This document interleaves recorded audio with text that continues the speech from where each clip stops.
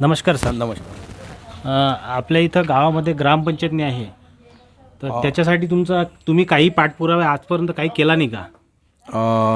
Sir, मी हिवरा पूर्णाचा सरपंच आहे. माझं गाव अचलपूर तालुक्यामध्ये येते, दर्यापूर विधानसभेमध्ये येते आणि मला 2023मध्ये मी सरपंच झालेला आहे. सुरुवातला मी 23पासून सतत शिओ मॅडम, जिल्हा परिषदच्या शिओ संजिता महापात्रा, BDO साहेब, त्यांचा पाठपुरावा करून त्यांच्या ऑफिसमध्ये 10 चक्रा मारून त्याच्यानंतर ज्यावेळी DPCची मीटिंग होती तिथे बावनकुळे साहेबांना नाही भेटलो.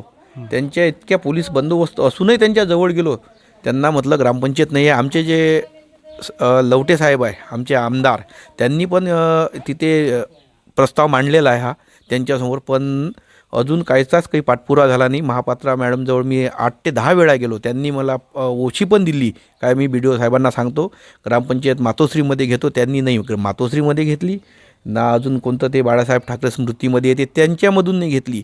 मी असं म्हणतो, हे ग्रामपंचायत कोण्या खासदार आमदारमध्ये न देता ते दिन त्यावेळी दिन, पण हे प्रशासनाची बिल्डिंग असल्यावर तुम्ही प्रशासनाला ताबडतोब द्यायला पाहिजे. आपण भाजप सरकार आहे म्हणतो, भाजप सरकार असून इतका मोठा आम्ही भाजप सरकार काय म्हणते, आम्ही इतके दावे करते का आम्ही डिजिटल करू, या डिजिटल इंडिया करू. इंडिया डिजिटल कायले, महाराष्ट्र डिजिटल करा आणि जिथं ग्रामपंचायत नाही तिथं ग्रामपंचायत द्या. पाठपुरावा जर मी केला नसन तर त्याला दोषी मी सरपंच आहे. जर मी इतका पाठपुरावा करून जर ग्रामपंचायत भेटत नसन, माझ्यावर BDO साहेबांची ओशी आहे, शिव मॅडमची ओशी आहे, बावनकुळे साहेबांची ओशी आहे. त्यांनी दिलेलं पत्र, मी त्यांचं जे ऑफिस आहे कोटेकर साहेबांचं कलेक्टर ऑफिसमध्ये, तिथंही गेलो, तिथंही त्यांचा पाठपुरावा केला, पण माझ्या प्रयत्नाला कोणी फळ दिलं नाही, यशही अजून आलं नाही.